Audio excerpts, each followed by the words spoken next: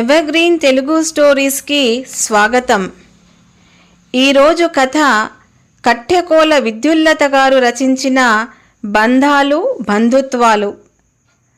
రాఘవరావు గేటుకేసి తన ఇంటి ముందు పెట్టి ఉన్న భార్య విశాల పార్థివ దేహం కేసి మార్చి మార్చి చూస్తూ ఉన్నాడు.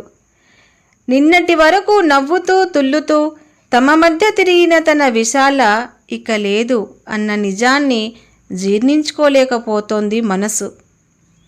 అయితే విశాల మరణించింది అన్న వార్త తెలిసి కూడా తమ బంధువర్గం వాళ్ళు ఎవ్వరూ రాకపోవడం ఆయన మనసుని ఇంకా ఎక్కువగా బాధిస్తోంది. లోపలి నుంచి తన కొడుకుల మాటలు వినిపించాయి. పోన్లే, అమ్మ అలా నిద్రలోనే చనిపోయింది.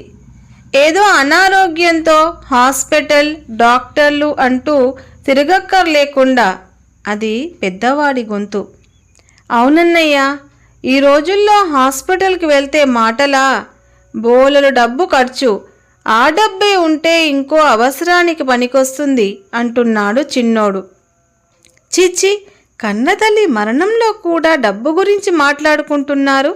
తన కొడుకులు ఎంత హేయమైన విషయం! బాధగా మూలిగింది మనసు. విశాల మొహం కేసి చూశాడు. నీవు నేర్పిన విద్యే నీరజాక్ష అంటూ తనను చూసి నవ్వుతున్నట్టుగా అనిపించింది. ఒక్కసారిగా గతంలోకి జారిపోయాడు రాఘవరావు. ఏమండి, మీ పిన్నిగారి అబ్బాయి పెళ్ళి. పాపం మరీ పిలిచారు. వెళ్ళకపోతే బాగుండదండి, వెళ్ళి వద్దాం అంది విశాల. చూడు, ఇప్పుడు పెళ్ళికి వెళ్ళాలంటే దగ్గర బంధువులం కనుక పిన్నికి బాబాయికి పెళ్లి కొడుకుకి అందరికీ బట్టలు కొనాలి. బోల్డు ఖర్చు. ఆ డబ్బే ఉంటే మరో అవసరానికి పనికొస్తుంది. అసలే పిల్లలు ఎదుగుతున్నారు. వాళ్ళకి బోలెడని కొనాల్సి ఉంటుంది. ఒంటి చేతి సంపాదన. నువ్వు ఇలాంటి ఖర్చులన్నీ పెట్టకు అన్నాడు తను.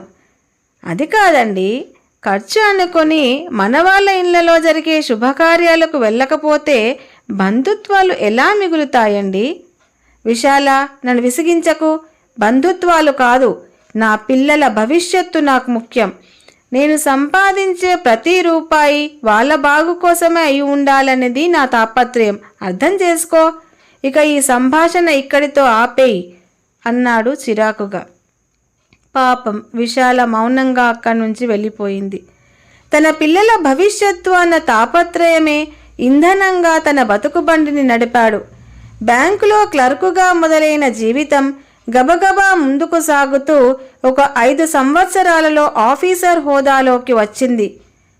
పిల్లల చదువులు పెరిగి వాళ్ళు చదివే స్కూలు మారింది. అలా ఖర్చు పెరిగింది. తన మనస్తత్వం మారలేదు. ఏమండి, మా బాబాయ్ చనిపోయాడట. నాన్న ఫోన్ చేశారు. మనం చూడటానికి వెళ్ళకపోతే బాగుండదు. మా బాబాయ్ పాపం మన పెళ్ళికి వచ్చి నాన్నకు సాయం కోసం 10 రోజులున్నాడు. మమ్మల్ని చిన్నప్పటి నుంచి ఎంతో ప్రేమగా చూసుకునేవాడు. ఇప్పుడు మనం వెళ్ళకపోతే బాగుండదండి. ఆఫీస్ నుంచి రాగానే కళ్ళనీళ్లతో చెప్తున్న విశాలను చూసి కోపం ఉంచుకొచ్చింది రాఘవరావుకి. విశాల, ఇప్పుడు పిల్లల పరీక్షలు జరుగుతున్నాయి. అది తెలిసి నువ్వు ఇలా మాట్లాడడం ఏమన్నా బాగుందా? ఇప్పుడు మనం వెళ్ళినా వెళ్ళకపోయినా చనిపోయిన వ్యక్తి తిరుగు రాడు కదా. ఇప్పుడు అంత దూరం బెంగళూరు వెళ్ళాలంటే ఎంత ఖర్చు? 3-4 రోజులు వెళ్తే పిల్లల చదువులకి ఎంత ఇబ్బంది? ఇవన్నీ ఆలోచించావా అంటూ భార్యకు మాట్లాడే అవకాశం ఇవ్వకుండా లోపలికి వెళ్ళిపోయాడు. పాపం, అవకాశం దొరికినప్పుడల్లా తనకి బంధుత్వాల గురించి, నలుగురితో బంధం ఉండవలసిన అవసరం గురించి చెప్పడానికి ప్రయత్నిస్తూనే ఉండేది విశాల. కొన్ని సందర్భాల్లో డబ్బు కన్నా నా అనే మనిషి అవసరం ఎంత ఉంటుందో ఇప్పుడు మనం ఎవరితోనూ సంబంధాలు ఉంచుకోకపోతే ఆ సమయంలో ఎంత చింతించాల్సి వస్తుందో చిలక్కి చెప్పినట్టు చెప్పింది. అప్పుడు తనకి ఎక్కలేదు మొద్దుబుర్ర. అప్పుడు తన దృష్టి అంతా తను, తన భార్య, తన పిల్లలు, వారి ఎదుగుదల అంతే. వేరే ఆలోచనే చేయలేదు. కానీ ఇప్పుడు తన కళ్ళెదురుగుండా తన విశాల నిర్జీవంగా ఉన్నప్పుడు తన మనసు ఆమె చెప్పిన నా అనే ఆ ఒక్క వ్యక్తి కోసం వెతుకుతోంది. ఆమె చెప్పిన మాటలు ఇప్పుడు అర్థమవుతున్నాయి. కానీ ఏం లాభం? ఇప్పుడు తన గతాన్ని మార్చలేడుగా. తనకే లేని బంధుత్వాలు, ప్రేమలు తన పిల్లలకు ఎక్కడి నుంచి వస్తాయి? వాళ్ళని తను ఏనాడైనా ఎవరితోనైనా కలవనిస్తేనే కదా. గతాన్ని కాదు గాని భవిష్యత్తు ఖచ్చితంగా మార్చాలి. ఇకనైనా తను మారాలి. ఈనాడు తన కొద్దిసేపటి నుంచి అనుభవిస్తున్న ఒంటరితనం రేపు తన పిల్లలు అనుభవించకూడదు గట్టిగా నిర్ణయించుకున్నాడు రాఘవరావు. విశాల దశదిన కర్మలకు పెద్ద ఆర్భాటం లేకుండానే గడిచిపోయాయి. వచ్చిన వాళ్ళు చాలా తక్కువ మంది. వారిలో కూడా చాలామంది ఆమె తరపు వారు, మమకారం చంపుకోలేక వచ్చిన వాళ్ళు. మరికొంతమంది విశాల మంచితనం వల్ల, ఆ చుట్టుపక్కల వారితో పెంచుకున్న స్నేహబంధం వల్ల వచ్చిన వాళ్ళు. రాఘవ కొడుకులిద్దరికీ 1 సంవత్సరమే వ్యత్యాసం. ఇద్దరూ బాగా చదువుకొని మంచి ఉద్యోగాలలో స్థిరపడ్డారు. ఒకేసారి పెళ్లిళ్ళు చేసి కొడుకులు కోడళ్ళు సంతోషంగా కళ్ళ ముందు తిరుగుతుంటే చూసి ఆనందించాలని ఎంతో కోరుకుంది విశాల. ఆమె బతికుండగా ఆ కోరిక తీరలేదు. ఎన్నో సంబంధాలు చూసింది. తనకు నచ్చినవి విశాలకు నచ్చలేదు, విశాలకు నచ్చినవి తనకు నచ్చలేదు.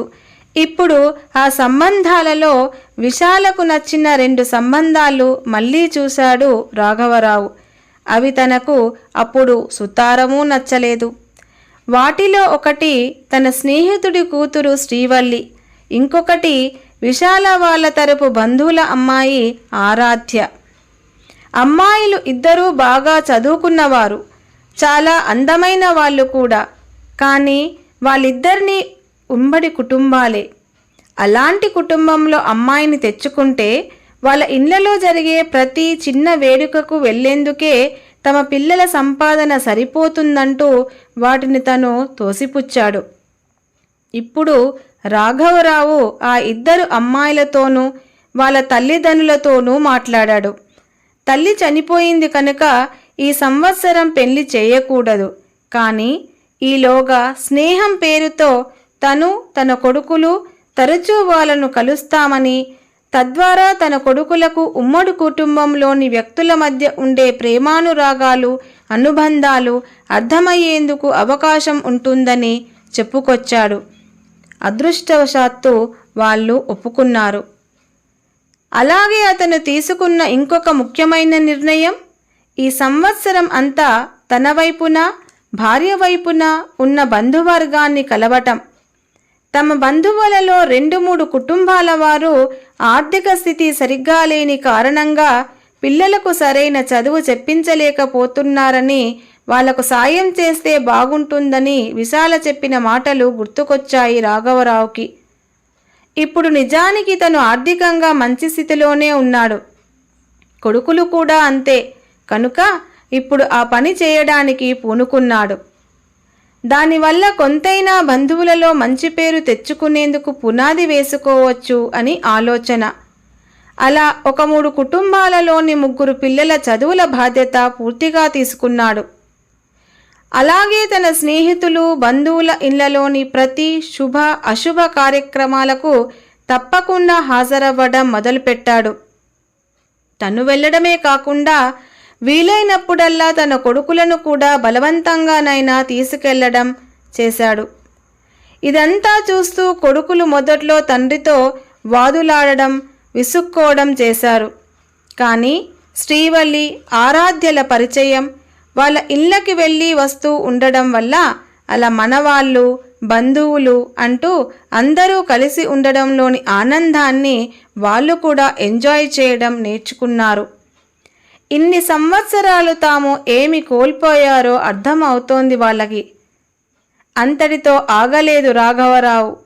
తన ఇంటి దగ్గరలోని వృద్ధాశ్రమానికి వారానికి ఒకసారి వెళ్ళి అక్కడి వారితో ముచ్చటిస్తూ వారి యోగక్షేమాలు కనుక్కుంటూ వాళ్లకు కావలసిన చిన్న చిన్న అవసరాలు తీర్చడం లాంటి పనులు కూడా చేయడం మొదలెట్టాడు. అలా కేవలం తన బంధువులు అయిన వాళ్లే కాక ఇంకా పెద్దదైన విశాలమైన కుటుంబాన్ని పొందాడు.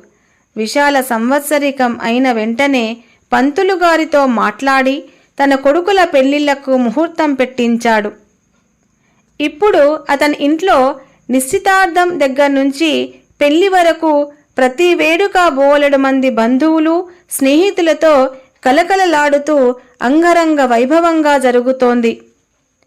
మన చుట్టూ మన కుటుంబంతో పాటు మనవాళ్ళు అనే ఆత్మీయులు, బంధువులు, స్నేహితులు ఉంటే అందులో ఎంత ధైర్యం, ఆనందం ఉంటుందో ఇప్పుడు అర్థమైంది రాఘవరావుకి.